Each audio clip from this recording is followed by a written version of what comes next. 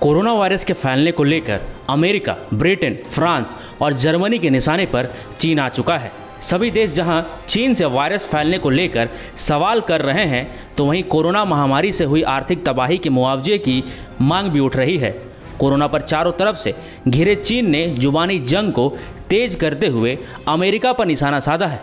चीन ने पूछा है कि जब दुनिया में HIV और H1N1 वायरस फैला था, तब क्या किसी देश ने अमेरिका से मुआवजा मांगा था? आपको बता दें कि कोरोना महामारी को लेकर चीन पर अमेरिका ने शुरुआत से ही तीखे हमले किए हैं। अमेरिका ने कोरोना वायरस को चीनी वायरस बताते हुए दुनिया में फैलाने के लिए जिम्मेदार ठहराया था। अब ब्रिटेन, फ्रांस और जर्मनी ने भी वायरस की रोकथाम को लेकर पारदर्शिता बरतने को कहा है। ऐसे में चीन ने अमेरिका पर पलटवार करते हुए उसे H1N1 वायरस, एड्स और साल 2008 की आर्थिक तंगी के लिए जिम्मेदार ठहरा दिया है। चीन के विदेश मंत्रालय के प्रवक्ता गेंग शुआंग ने कहा है कि 2009 में अमेरिका में H1N1 फ्लू की शुरुआत हुई, जो कि दुनिया के 2014 देशों और क्षेत्रों में फैला और उससे 2 लाख लोगों की जान चली गई। लेकिन क्या किसी ने अमेरिका से मुआवजे की मांग की है?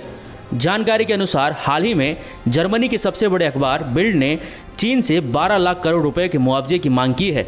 जर्मनी के अखबार ने कोरोना महामारी के लिए सीधे तौर पर चीन को जिम्मेदार ठहरा दिया है। वहीं ब्रिटेन ने भी कोरोना महामारी की अंतर्राष्ट्रीय जांच की मांग की है।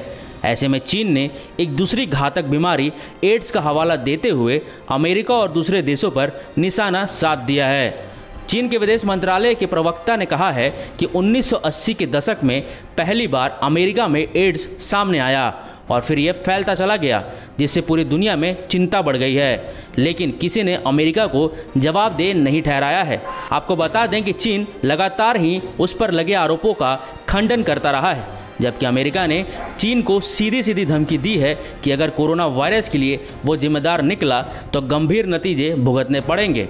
अब जबकि कोरोना वायरस की वजह से दुनिया थम चुकी है और अर्थव्यवस्था को भारी नुकसान पहुंचा है, तो अमेरिका ने अर्थव्यवस्था के नुकसान पर चीन से मुआवजे की मांग की है।